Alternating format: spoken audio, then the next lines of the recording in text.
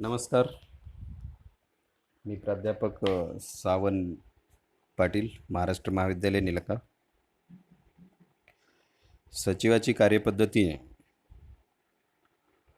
या पाठ्यपुस्तकातील आपण प्रकरण क्रमांक 2 हे पाहत आहोत,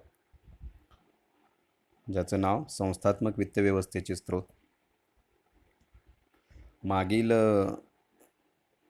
काही क्लासमध्ये आपण संस्थात्मक वित्तव्यवस्थेच्या स्रोतांबद्दल, वेगवेगळ्या स्रोतांबद्दल आपण माहिती घेत आलो.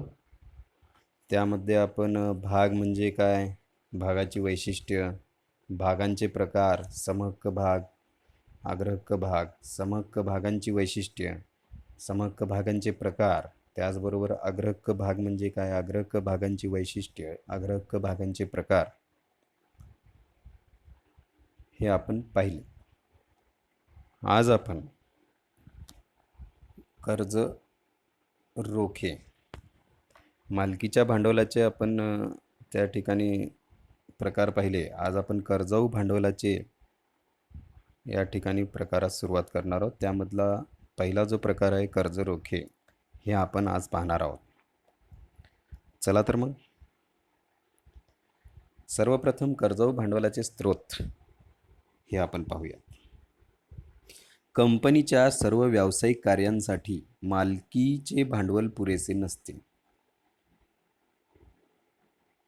मालकीच्या भांडवलाबरोबरच पूरक म्हणून कर्जाऊ भांडवलाची आवश्यकता असते.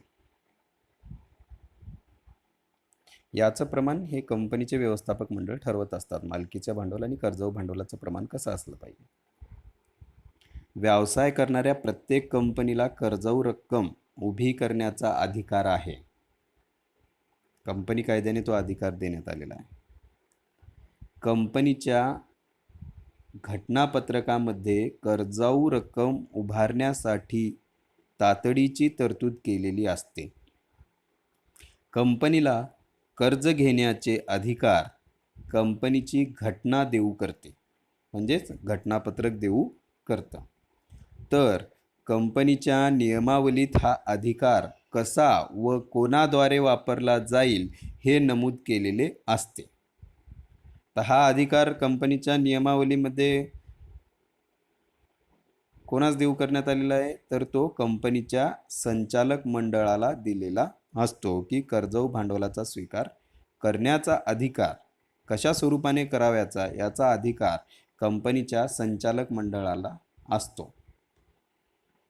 खाजगी कंपनीला नोंदणी प्रमाणपत्र मिळाल्यानंतर कर्ज घेण्याचा अधिकार प्राप्त होतो आणि सार्वजनिक कंपनीला व्यवसाय प्रारंभ दाखला किंवा प्रमाणपत्र मिळाल्यानंतर कर्ज घेण्याचा अधिकार प्राप्त होतो. अल्प, मध्यम किंवा दीर्घ मुदतीचे कर्ज आवश्यकतेनुसार कंपनी घेते, कंपनीमध्ये घेतले जाते. जेव्हा कंपनीला आपला व्यवसाय वाढवायचा असेल, विस्तारीकरण करावयाचा असेल, आपला व्यवसाय वाढवायचा असेल आणि त्यासाठी अतिरिक्त भांडवल आवश्यक असेल, अशा कंपन्या व्यवसायाच्या नंतरच्या टप्प्यावरती, सुरुवातीच्या टप्प्यामध्ये नाही, नंतरच्या टप्प्यावर कर्जाऊ भांडवल उभे करणे जास्त हितावह असते.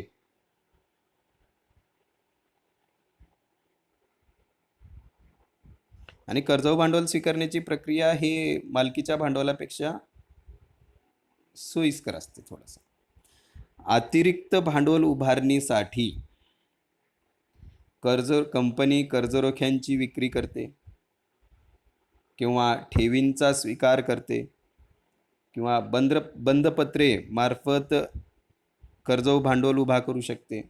त्याचबरोबर बँकांची व वित्तीय संस्थांची कर्जे हा देखील पर्याय कंपनी समोर असतो. कर्जाऊ भांडवलावर काय दिलं जातं? व्याज दिलं जातं.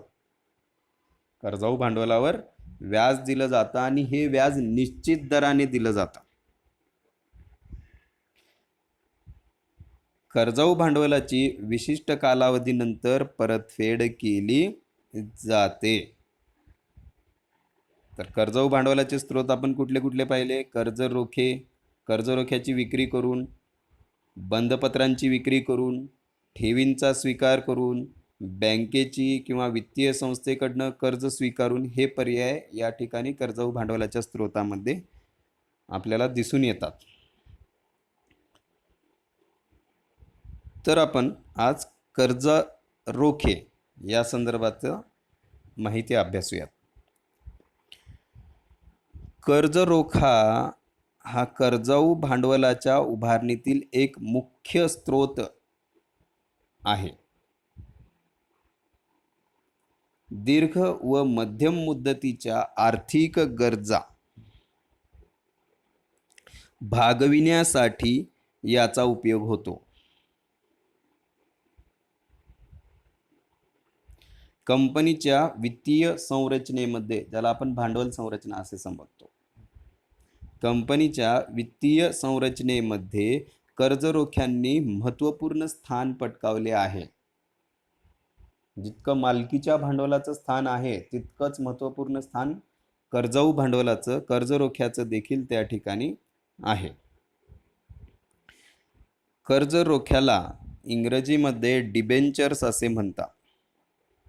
तर हा डिबेंचर शब्द कुठून आला? तर हा डिबेंचर शब्द मूळचा लॅटिन शब्द डिबेरी यापासून आला. तर डिबेरीचा अर्थ काय होतो? ऋणी असणे. डिबेरीचा अर्थ काय होतो? ऋणी असणे. तर आपण कर्ज स्वीकारतोय म्हणजेच काय असतो? आपण त्या ठिकाणी ऋणी असतो. म्हणून कर्ज रोख्याला इंग्रजीमध्ये डिबेंचर्स असा शब्दप्रयोग केला जातो.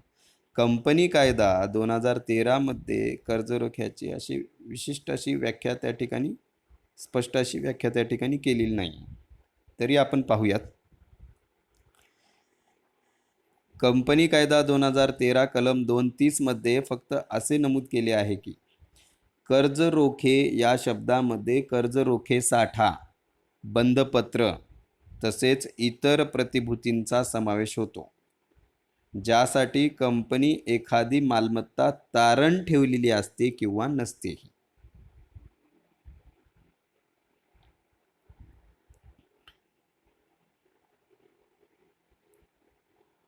यानुसार कर्ज रोखे म्हणजे असा दस्तऐवज जो कर्ज निर्मिती करतो किंवा कर्जाची पोच देतो. साधारण सर्व कर्जरोख्यांसाठी कंपनीची मालमत्ता तारण ठेवलेली असते.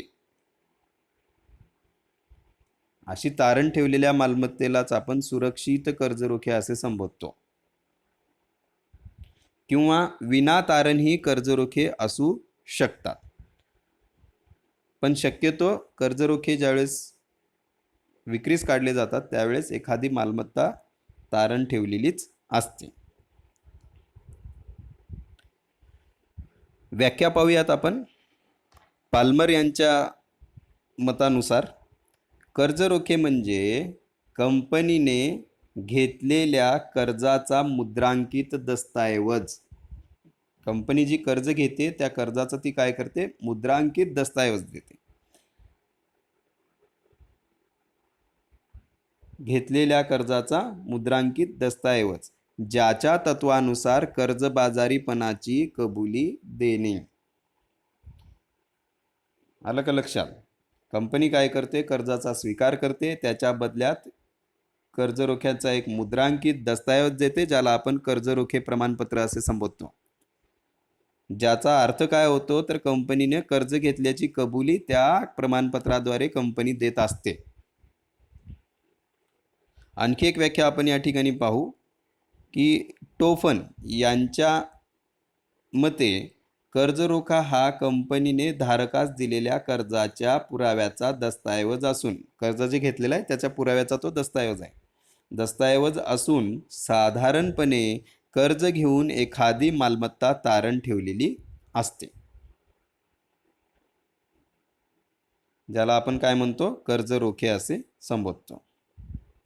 तर ही आहेत कर्जरोख्यांची व्याख्या. कर्जरोखे म्हणजे काय? तर कंपनीने घेतलेल्या कर्जाचा मुद्रांकित दस्तऐवज ज्या तत्वानुसार कंपनी कर्जबाजारीपणाची कबुली देते. आता आपण कर्जरोख्याची वैशिष्ट्ये पाहूत. आपल्याला डायग्राममध्ये कर्जरोख्याची एकूण 14 वैशिष्ट्ये या ठिकाणी दिसून येत आहेत. पहिलं जे वैशिष्ट्य आहे वचन, दर्शनी मूल्य, रक्कम परतफेडीची वेळ, त्यानंतर परतफेडीसाठी प्राधान्य, परतफेडीचे आश्वासन, व्याज, कर्जरोख्यासंबंधीचे घटक ज्यामध्ये कंपनी, विश्वस्त आणि कर्जरोखेधारक असे 3 घटक त्या ठिकाणी आहेत. त्यानंतर कर्जरोखे वाटपाचा अधिकार, तो कोणाला देण्यात आलेला आहे आपण पाहिलेलं आहे. संचालक मंडळाला कर्जरोखे वाटपाचा अधिकार असतो, हे आपण अगोदर पण या सुरुवातीला पण पाहिलेलं आहे. मतदानाचा हक्क नाही. तारण, जारी करते, नोंदणी आणि शेवटचं जे वैशिष्ट्य आहे हस्तांतरण. या प्रत्येक वैशिष्ट्याची आपण सविस्तर माहिती घेऊया. चला तर मग पहिलं वैशिष्ट्य वचन. कर्जरोखे म्हणजे त्यावर नमूद केलेल्या ठराविक रक्कम कर्जाऊ घेतल्याचे वचन आहे. हे वचन कोण देतं? कंपनी देते की आम्ही या व्यक्तीकडून कर्ज स्वरूपामध्ये इतकी रक्कम घेतलेली आहे, त्या संदर्भातलं हे वचननामा आम्ही त्या धारकास लिहून देत आहोत, म्हणजेच कर्जरोखे प्रमाणपत्राच्या स्वरूपामध्ये देत आहोत. दुसरं वैशिष्ट्य काय? दर्शनी मूल्य. आता तुलनात्मक दृष्टिकोनातून जर पाहिलं की समहक्क भाग किंवा अग्रहक्क भाग याच्यापेक्षा कर्जरोख्याचं जर दर्शनी मूल्य आपण या ठिकाणी पाहिलं तर ते तुलनात्मक दृष्टिकोनातून जास्त असते. 100 रुपये किंवा 100 रुपयेच्या पटीमध्ये ते असतं. हे दुसरं वैशिष्ट्य झालं. तिसरं जे वैशिष्ट्य आहे रक्कम परतफेडीची वेळ.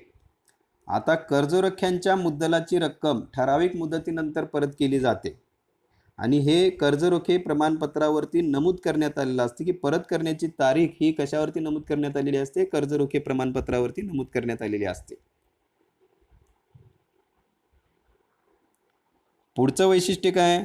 तर परतफेडीसाठी प्राधान्य.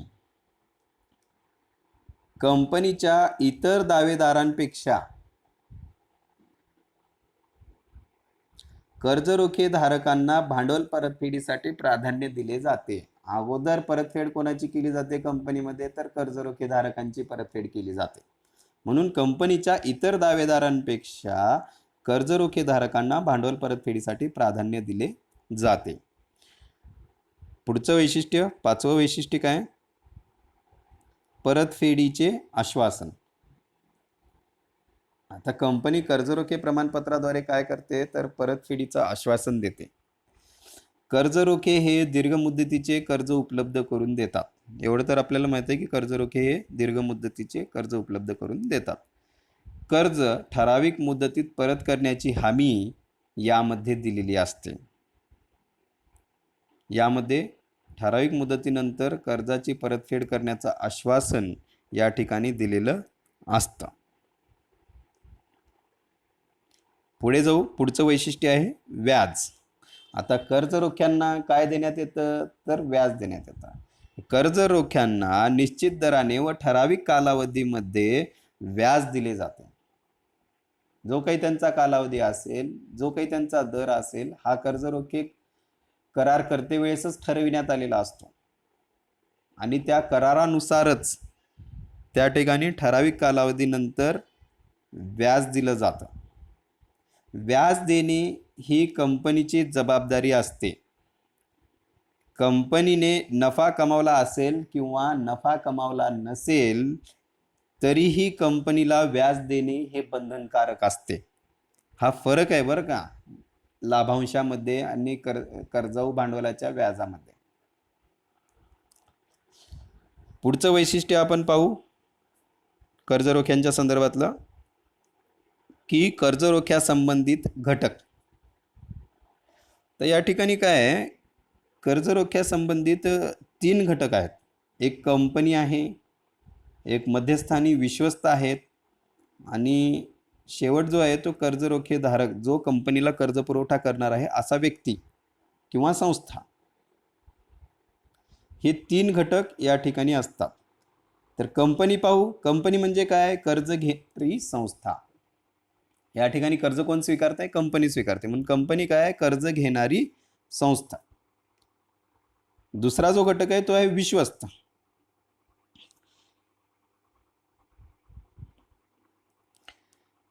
कर्जरोखे कंपनी जर 500 रुपयापेक्षा जास्त लोकांना कर्जरोखे विकत असेल तर, कंपनी जर 500 पेक्षा जास्त लोकांना कर्जरोखे विकत असेल तर कंपनी कर्जरोखे विश्वस्तांची नेमणूक करते. नेमणूक कोण करते विश्वस्ताची? कंपनी करते. आता ही विश्वस्त एखादी व्यक्ती असू शकते, एखादी संस्था असू शकते. कर्जरोखे विश्वस्तांची नेमणूक करते. या विश्वस्तांमार्फत कंपनी कर्जरोखे धारकांशी व्यवहार करते. आलं का लक्षात? प्रत्यक्ष व्यवहार करत नाही, तर ती व्यवहार कोणामार्फत करते? विश्वस्तांमार्फत करते. विश्वस्त व कर्जरोखे धारक यांच्याशी कंपनी करार करते.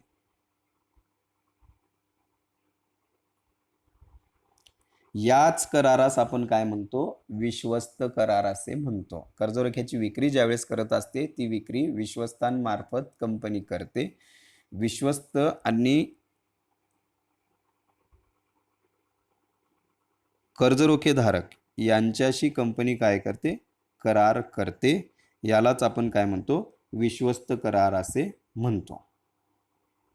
यामध्ये कंपनीचे कर्तव्य व कर्जरोखे धारकांचे हक्क नमूद केलेले असतात.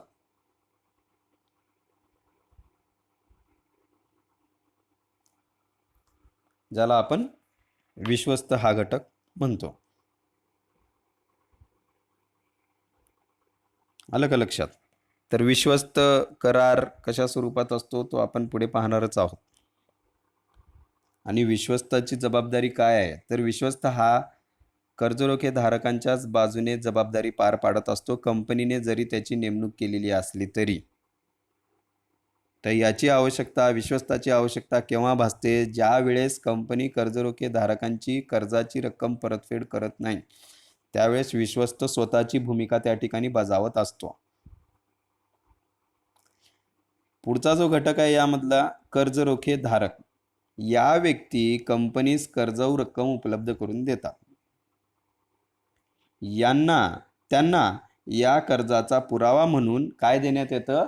कर्जरोखे प्रमाणपत्र देण्यात येतं. कर्जरोख्याचा दाखला देण्यात येतो की कंपनीने या स्वरूपात स्वतःच्या नाममुद्रेसह सही शिक्क्यानिशी कंपनी काय करते? कर्जरोखे प्रमाणपत्र कर्जरोखे धारकास देऊ करते. पुढचं वैशिष्ट्य पाहू आपण. कर्जरोखे वाटपाचा अधिकार. आता कंपनी कायद्यानुसार कर्जरोखे वाटपाचा अधिकार हा कंपनीच्या संचालक मंडळाला आहे. कंपनी कायदा 2013 कलम 179(3) च्या नुसार संचालक मंडळाकडे कर्जरोखे वाटपाचा अधिकार असतो. पुढचं वैशिष्ट्य आहे कर्जरोखे धारकांचा दर्जा. आता कर्जरोखे धारक हे कर्जाऊ भांडवल पुरवत असतात, म्हणूनच ते कंपनीचे धनको असतात. त्यांचा दर्जा काय? कंपनीचे धनको म्हणून आहे, मालक म्हणून नाही आहे. कर्जरोखे धारक हे कंपनीचे धनको आहेत.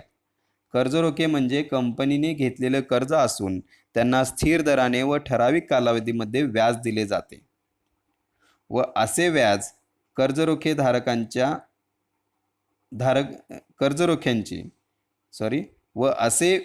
कर्जरोख्यांची परतफेड करेपर्यंत दिले जाते. जोपर्यंत कर्जरोख्यांची पूर्णतः परतफेड होत नाही तोपर्यंत हे व्याज दिलं जातं. म्हणजेच कर्जरोखे धारकांचा दर्जा काय या ठिकाणी? तर ते कंपनीचे धनको आहेत. पुढचं पाहू मतदानाचा हक्क. पुढचं वैशिष्ट्य मतदानाचा हक्क.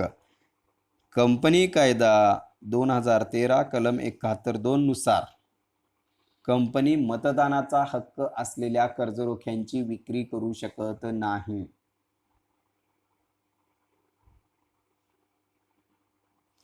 कर्जरोखे धारक कंपनीच्या सर्वसाधारण सभेत मतदानाचा हक्क बजावू शकत नाही. मग कोण बजावू शकतं कंपनीच्या सर्वसाधारण सभेमध्ये मतदानाचा हक्क? तर समहक्क भागधारक हे कंपनीच्या सर्वसाधारण सभेमध्ये मतदानाचा हक्क बजावू शकतात. कारण काय? तर ते कंपनीचे मालक आहेत आणि कर्जरोखेधारक हे कंपनीचे धनको आहेत, म्हणून ते कंपनीच्या सर्वसाधारण सभेला हजरही राहू शकत नाहीत आणि त्याचबरोबर मतदान देखील करू शकत नाहीत. हे एक वैशिष्ट्य त्यांचं या ठिकाणी आहे. पुढे पाहू पुढचं वैशिष्ट्य. तारण. सामान्यतः स्थिर भार असलेली मालमत्ता किंवा तरती भार असलेली मालमत्ता तारण देऊन कर्जरोखे सुरक्षित केले जातात. आता स्थिर भार म्हणजे एखादी विशिष्ट मालमत्ता त्या ठिकाणी तारण ठेवण्यात आलेली असते. तीच मालमत्ता जर परतफेड नाही झाली तर तीच मालमत्ता त्या ठिकाणी कर्जरोखेधारक विक्री करू शकतो आणि स्वतःची रक्कम परत मिळवू शकतो विश्वस्तामार्फत. आता तरता भार म्हणजे कंपनीच्या सर्वच मालमत्तेवर त्या ठिकाणी बोजा निर्माण केलेला असतो किंवा काही विशिष्ट मालमत्तांवरती त्या ठिकाणी बोजा निर्माण केलेला असतो. त्यापैकी कर्जरोखेधारक हा त्यापैकी कुठलीही एक मालमत्ता विक्री करून स्वतःचं भांडवल परत मिळवू शकतो. हे केव्हा? ज्यावेळेस कंपनी कर्जरोख्यांची परतफेड करू शकत नाही त्यावेळेस.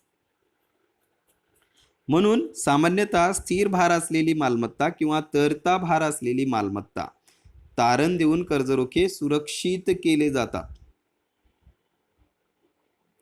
जर कंपनी व्याज देण्यास किंवा भांडवल परतफेड करण्यास तयार नसेल तर कर्जरोखे धारक कंपनीची मालमत्ता विकून त्यांचे पैसे वसूल करू शकतात.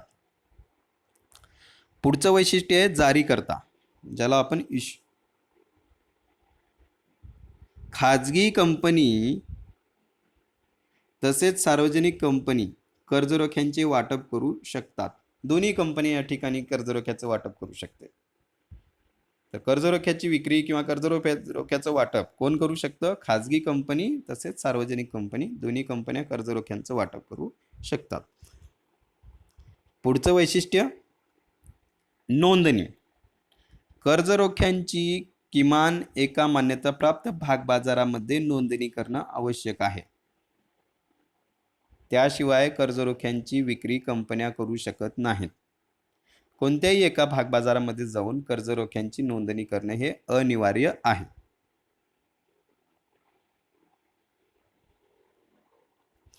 पुढचं वैशिष्ट्य आणि शेवटचं वैशिष्ट्य हस्तांतरण. हस्तांतरणाच्या दस्तऐवजाद्वारे कर्जरोख्यांचे सहजपणे हस्तांतरण केले जाते. आता कर्जरोखे हे दस्तऐवज आहेत, कागदोपत्री स्वरूपामध्ये ते उपलब्ध असतात, म्हणजेच कर्जरोख्यांचं हस्तांतरण त्या ठिकाणी केलं जातं. अशी ही एकूण 14 वैशिष्ट्य कर्जरोख्याच्या संदर्भात आपण या ठिकाणी पाहिलं. यावरनं आपल्याला कंपनीमध्ये कर्जरोख्यांचं असलेलं स्थान आणि कर्जरोख्यांचं महत्त्व हे आपल्याला समजून येते. पुढच्या क्लासमध्ये आपण कर्जरोख्यांचे प्रकार हा घटक पाहणार आहोत. आपण या ठिकाणी थांबूयात. थँक्यू. धन्यवाद.